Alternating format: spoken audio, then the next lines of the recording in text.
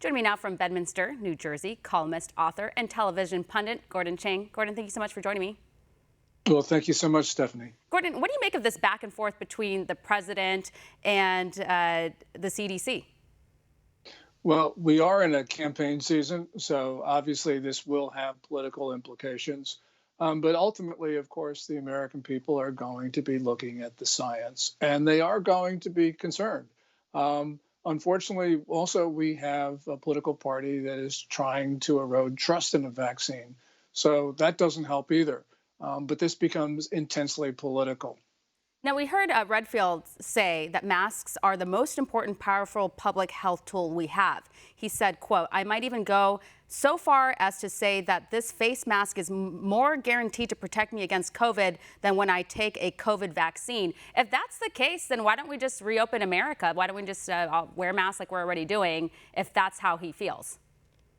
I think that's a great point. And clearly, if that is indeed the case, then yeah, what is all these lockdowns about? I agree with you. Yeah, the statement is bewildering. I'm really confused, and no one's asking questions about that. I mean, I read that in an article, is buried. You know, sometimes common sense is much more important than what the scientists and the officials say. And this whole lockdown issue, of course, is self-political in this season. But I do believe that we have seen societies where lockdowns have not helped. And so there's going to be, in the years following this, a lot of discussion among stakeholders, not only the scientific community, not only politicians, but others about what does a society do when faced with a novel coronavirus or some other pathogen. Yeah, something that I'm still trying to figure out as I go to restaurants to have dinner. So you wear the mask when you're walking, but then when you sit down, you don't wear a mask. So is that like a coronavirus-free zone? How does that work? No one's been able to explain that to me.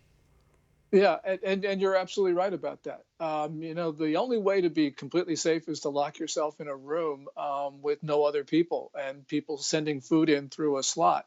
You know, obviously, we're not going to live like that. Obviously, there are other concerns. There are indeed many downsides to lockdowns, as we know. So this is a terribly complex issue. It's not like an issue, oh, what do you do to reduce the number of infections to the lowest possible? That's not it, because those lockdowns also have great costs of their own. And as you point out in your example, there's a lot of stuff that, you know, people we're social animals. We are going to go out with other people, and we're not going to sit in a room by ourselves. Yeah. I'm sure you saw these reports and probably the interview, the Chinese virologist, whistleblower, Dr. Li Menyang. She says that the coronavirus was man-made in a lab in Wuhan. Now, I wasn't able to independently verify her claims, but it's certainly interesting. And she's already been censored off of social media. Yes, Twitter has taken down her account. This is one of the most important issues that we face, and that is, how did this coronavirus start? And it's important not only because we want to prevent the next pathogen, we also need to know what China did. But, you know, Stephanie, one thing is, we may never know the origin of this outside of a very small circle in Beijing. But there is one thing that people do know, and that is in December and January, Chinese leaders took steps that they knew or should have known would spread this disease beyond China's borders. So this was a deliberate infection of the rest of the world, and that has to have consequences. As I said, I don't know how this disease started, but we do know what Chinese leaders did as they reacted to it, and that shows a maliciousness. Yeah. We have video of her segment with Fox News' Tucker Carlson where she talks a little bit more about it. Roll tape. This virus, COVID-19 SARS-CoV-2 virus, actually is not from nature. It is a man-made virus created in the lab based on the China military discovered and owned the very unique bat coronavirus, which cannot affect people, but after the modification becomes a very harmful virus at now. So I have evidence to show why they can do it, what they have done. How did they do it? So she worked in the WHO reference lab, which is the top coronavirus lab in the world, in the University of Hong Kong. She also fled to the U.S. Apparently she was speaking out too much, so now she's here. So do you think she's credible? Do you know anything about her background?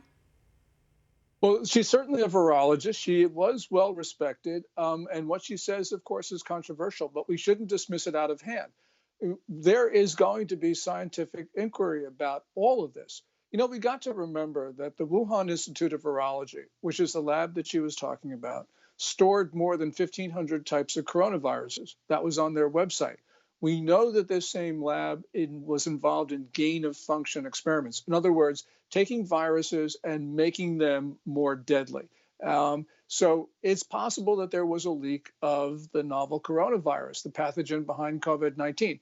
That's not to say that it did happen. It's to say that it could happen, because even these labs with the highest levels of security, there are problems and there are leaks. And there were problems with this lab, as the State Department team in 2018 said. They toured the Wuhan Institute of Virology and saw problems there, failure to meet protocols, safety problems. So clearly that's a possibility.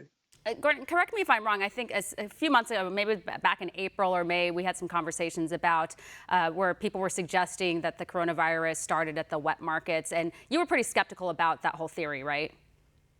Yes. I mean, there's a lot of reasons to just believe that it's not true. And indeed, the Chinese government, since our conversation, has come out and said that the coronavirus did not start in that wet market in Wuhan.